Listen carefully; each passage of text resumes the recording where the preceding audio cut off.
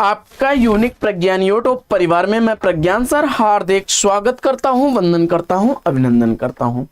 प्यारे साथियों, हम लोग परीक्षा रिमाइंडर अध्ययन श्रृंखला में अध्ययन कर रहे थे कल की पाठचर्या में अलंकारों से संबंधित महत्वपूर्ण तथ्यों पर, और आज की इस पाठचर्या में हम लोग अध्ययन करने वाले हैं रस से संबंधित महत्वपूर्ण तथ्यों पर। तो रस छंदों से संबंधित आज की पाठचर्या आप तक पहुंचे इससे पूर्व अगर वीडियो को पहली बार देख रहे हैं अथवा चैनल पर नए हैं तो कृपया चैनल को सब्सक्राइब, वीडियो को लाइक और शेयर करना बिल्कुल ना भूलें, क्योंकि आपके लाइक शेयर सब्सक्रिप्शन से हमको मिलता है पुनर्बलन प्रतिदिन ऐसी ही पाठचर्या लाने के लिए। तो बिना समय गंवाए साथियों, प्रारंभ करते हैं आज की पाठचर्या और देखते हैं आज का अध्ययन बिंदु। रति, हास, शोक, क्रोध, भय क्रमशः श्रृंगार, हास्य, करुण और रौद्र रस तथा भयानक रस के अस्थायी भाव हैं। रति श्रृंगार का, हास्य का, शोक जो है करुण का, क्रोध रौद्र का और भय भयानक रस का अस्थायी भाव है। छल नामक संचारी भाव को प्रचारित किया था रीत काल के कवि देव ने। नाटक के संदर्भ में भरत मुनि के अनुसार रसों की संख्या, तो नाटक के संदर्भ में भरत मुनि के अनुसार रसों की संख्या 8 मानी गई है। भरत मुनि ने निर्वेद यानी वैराग्य को रस को बाद में जोड़ा। शांत, करुण, भयानक, अद्भुत रसों में से भरत मुनि ने नाट्य प्रयोग में स्वीकार नहीं किया है, तो जवाब हो जाएगा शांत रस को, यानी शांत रस को वे नाट्य में अपने प्रयोग नहीं करते हैं। रस निरूपण के प्रथम व्याख्याता आचार्य भरत मुनि हैं। विशेष रूप से जो भावों को प्रकट करते हैं उन्हें विभाव कहा जाता है। विभाव के 2 भेद होते हैं, उद्दीपन विभाव और आलंबन विभाव। जो विषय, वस्तु या परिस्थिति अस्थायी भावों को उद्दीप्त करे या उन्हें तेजी प्रदान कर दे, उन्हें उद्दीपन कहा जाता है। भाव संधि और भाव सबलता का संबंध भाव के जिस भेद से होता है उसे संचारी भाव कहते हैं। वाणी और अंगों के द्वारा अभिनय जो प्रकट किया जाए उसे अनुभाव कहते हैं। वाणी अंगों के अभिनय द्वारा जो प्रकट होता है वह अनुभाव कहलाता है। आगे बढ़ते हैं और देखते हैं रोमांच एक प्रकार का सात्विक अनुभव होता है। रोमांच, कंप, विषाद, प्रलय में से सात्विक अनुभव के रूप में विषाद नहीं है, यह मानसिक अनुभव होता है। संचारी भावों की संख्या 33 होती है। भयानक रस के संचारी भावों में त्रास, आवेग, दैन्य, शंका, अपस्मार है। हिंदी काव्य शास्त्र में बौद्धिक रस की स्थापना करने वाले विद्वान गणपत चंद्रगुप्त जी हैं। वह रस जिसका स्थायी भाव उग्रता, गर्व, हर्ष आदि होते हैं वह वीर रस कहलाता है। वह रस जिसका संचारी उद्दीपन विभाव, बादल की घटाएं, कोयल का बोलना, बसंत ऋतु आदि हैं, वह श्रृंगार रस कहलाता है। रसराज किसे कहा जाता है, तो श्रृंगार रस को रसराज कहा जाता है। वहीं प्रलभ श्रृंगार रस में वियोग की कितनी दशाएं मानी जाती हैं, तो जवाब हो जाएगा 10 दशाएं मानी जाती हैं। आगे, ज्यों ज्यों पटु झटकत हटती हंसती नचावती नैन, त्यों त्यों निपट उदार हूं फगुआ देत बनैन, यह कायिक अनुभव का उदाहरण है। चमक बीज बन गरज तरासा, अबिरह काल हुई जीव गरासा। इन पंक्तियों के बारे में सही कथन की अगर बात की जाए तो यहाँ पर विरह का मानवीकरण किया गया है, वियोग श्रृंगार का वर्णन है और अवधी भाषा का प्रयोग हुआ है। श्रृंगार रस के कुछ उदाहरण देख लेते हैं हम लोग। तुलसी रघुबीर प्रियाश्रम जानी है, बैठ विलंब लकंटक काढ़े, जानकी नाह को नेह लखेओ, पुल की तनवार विलोचन बाढ़े। आगे, मेरे तो गिरधर गोपाल दूसरो न कोई, जाके सिर मोर मुकुट मेरो पति सोई, श्रृंगार रस का उदाहरण है। वहीं निस दिन बरसत नैन हमारे, सदा रहत पावस ऋतु हम पर, जब ते श्याम सिधारे, वियोग दशा का वर्णन है। वहीं राम को रूप निहारत जानकी, कंगन की नग की परछाई। ये सब श्रृंगार रस के उदाहरण हैं। आगे बढ़ते हैं साथियों और भक्ति रस के उदाहरण में देखते हैं।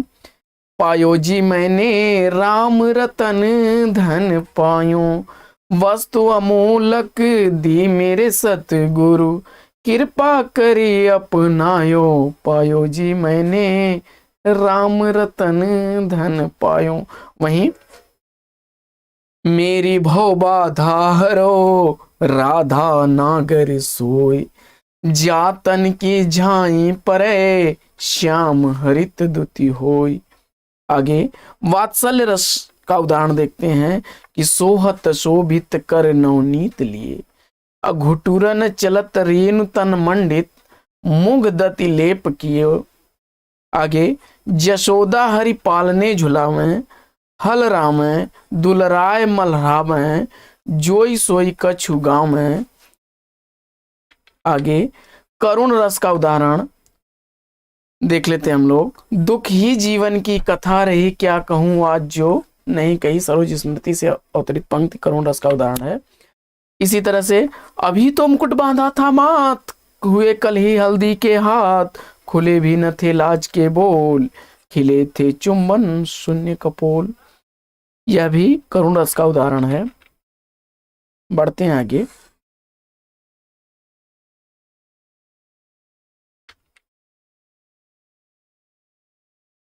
हाय रुक गया यही संसार, बना सिंदूरन अलंगार, बात हत लतिक व सुकुमार, पड़ी है छिन्नाधार। इसी तरह से मन की उत्तप्त वेदना मन में ही बहती थी, चुप रहकर अंतर मन में कुछ मौन व्यथा कहती थी, दुर्गम पथ पर चलने का वो संबल छूट गया था। करुण रस का उदाहरण। इसके बाद हम लोग शांत रस के उदाहरण देखते हैं। समरस थे जड़ या चेतन, सुंदर साकार बना था, चेतना एक विलसती आनंद अखंड घना था। इसी तरह से प्रछन्न रोग है प्रकट भोग, संयोग मात्र भावी वियोग, हाँ लाभ मोह में लीन लोग, भूले हैं अपना अपरिणाम, ओ क्षण भंगुर भव राम राम। या अगला है भयानक रस का एक उदाहरण देखते हैं कि एक और अजगर ही लखी, एक और मृगराय, बिकल बटो ही बीच ही, परियों मूर्छा खाए। भयानक रस का उदाहरण है।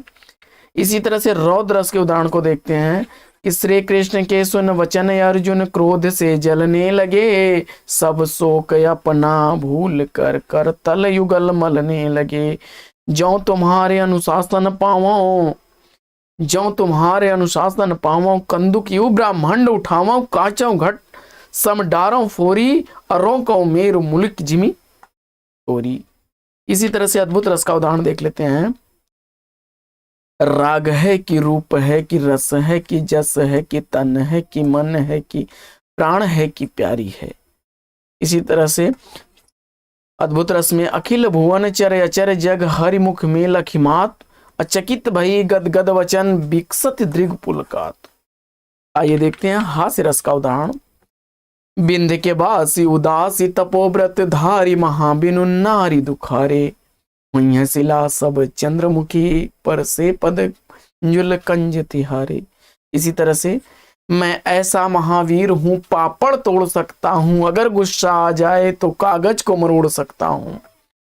आधा पात बबूल का तामे तनिक पिशान, आधा पात बबूल का तामे तनिक पिसान, लाला जी करने लगे छठे क्षमा से दान। विभत रस का उदाहरण देखते हैं हम लोग। इस सिर पर बैठो काग आंख दो खात निकारत, खींचत जी भई प्यार यतही आनंद उर धारत, गिद्ध जांगी को खोद खोद के मांस उपारत, स्वान अंगुरीन काट काट के खात बिदारत। इसी तरह से फाड़ी नखन शवयातिणी रुधिर मवाद निकारी लेपति अपने मुखन पर हरसी प्रेत गण नारी। आगे देखते हैं।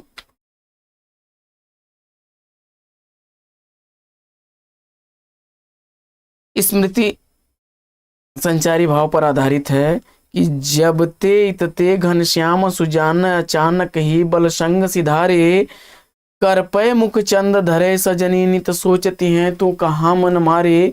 इसमें स्मृति संचारी भाव है। आगे छंदों से संबंधित महत्वपूर्ण तथ्यों को देखते हैं। छंद शास्त्र का प्रणेता पिंगल मुनि को माना जाता है और काव्य प्रकाश, रसिक प्रिया, छंद प्रभाकर छंद सूत्र में से छंद शास्त्र की प्रथम पुस्तक है छंद सूत्र। अपभ्रंश भाषा का प्रसिद्ध छंद दूहा है, जो कड़वक शैली में है। दूहा प्लस चौपाई होती है। इसमें छंद में प्रायः 4 चरण होते हैं। मात्रा के दृष्टि से दोहा के ठीक विपरीत छंद सोरठा है। वह अर्ध सम्मात्रिक छंद जिसके विषम पदों में 11-11 तथा सम पदों में 13-13 मात्राएं होती हैं, वह सोरठा छंद कहलाता है। आगे जो सुमिरत सिद्ध होई गण नायक करिबन बदन करहु अनुग्रह सोई बुद्धि राशि शुभ गुण सदन। यह पंक्तियां सोरठा छंद की हैं। वहीं वह छंद जिसमें 4 से अधिक चरण होते हैं छप्पय छंद कहलाता है। छप्पय छंद का निर्माण रोला और उलाला छंद से होता है। छप्पय में 4 चरण रोला के और अंतिम 2 चरण उलाला के होते हैं। सरसी छंद में 27 मात्राएं होती हैं, 16 और 11 पर्यति होती है, अंत में गुरु और लघु होते हैं। दोहा और रोला के मेल से बनता है कुंडलियां छंद। वह छंद जिसमें प्रथम और अंतिम शब्द समान होते हैं वह होता है कुंडलियां छंद। कुंडलिया छंद एक विषम मात्रिक छंद होता है। सवैया छंद का एक उदाहरण देख लेते हैं कि या लकुटी अरु कामरियापुर राज तिहुपुर को तजडारो, या ने ही महा ब्रज भाषा प्रवीण और सुंदर तानी को भेद को जाने भाषा प्रवीण सुचंद सदा रहे सो गण जी के कवित्व बखाने। इसके बाद वह छंद जिसमें 12 और 7 की यत से कुल 19 मात्राएं होती हैं बरवय छंद होता है। काफी इंपॉर्टेंट छंद है, अक्सर पूछा जाता है। और इसका एक उदाहरण है कि अवध शिला पर उस पर था भार तिल तिल काट रही थी दृग जलधार। अवधि का निजी छंद माना जाता है बरवय को, और बरवय एक अर्ध सम्मात्रिक छंद होता है। चौपाई छंद में 16-16 मात्राएं होती हैं प्रत्येक चरण में। अंत में जगण और तगण नहीं आता है। उदाहरण देख लेते हैं तो राम दूत यतुलित बलधामा रकुल रीत सदा चली आई प्राण जाय पर वचन न जाई मंगल भवन या मंगल हारी द्रवंशु दशरथ हजीर बिहारी। ये सब उदाहरण है। आगे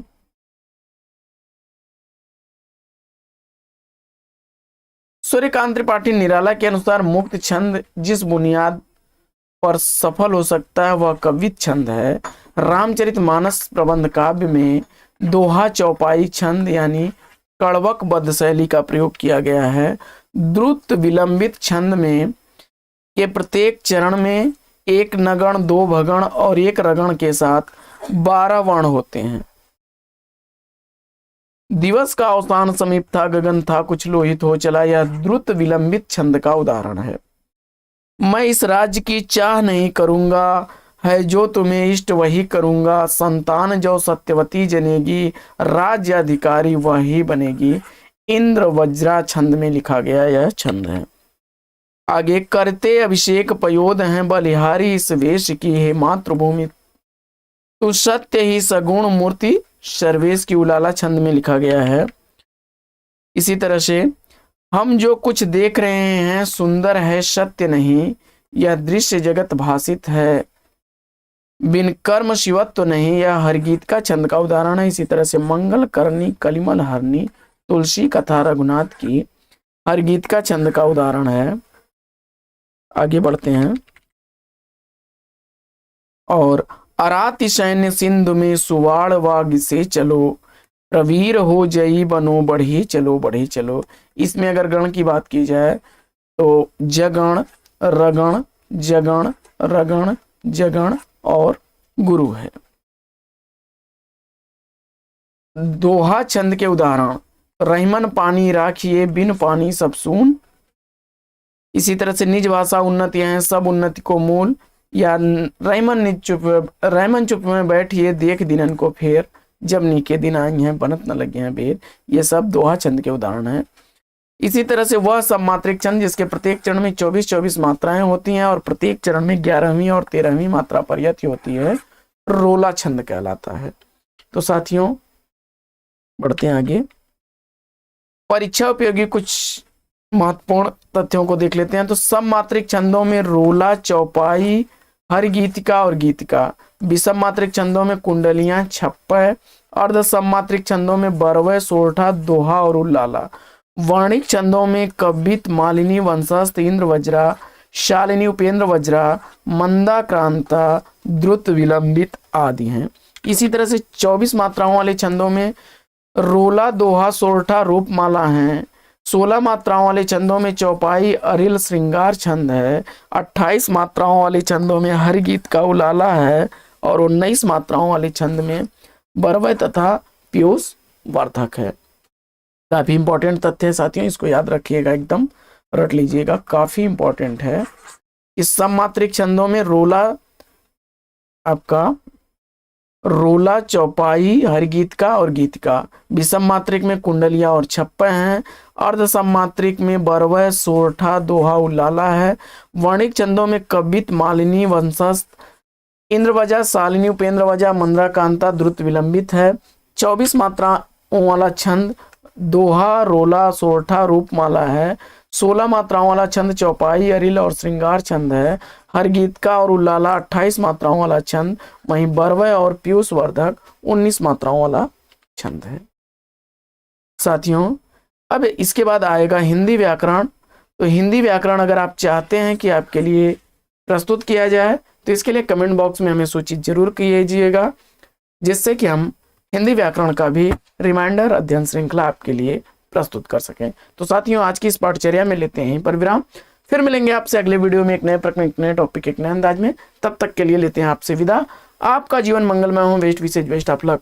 जय हिंद साथियों।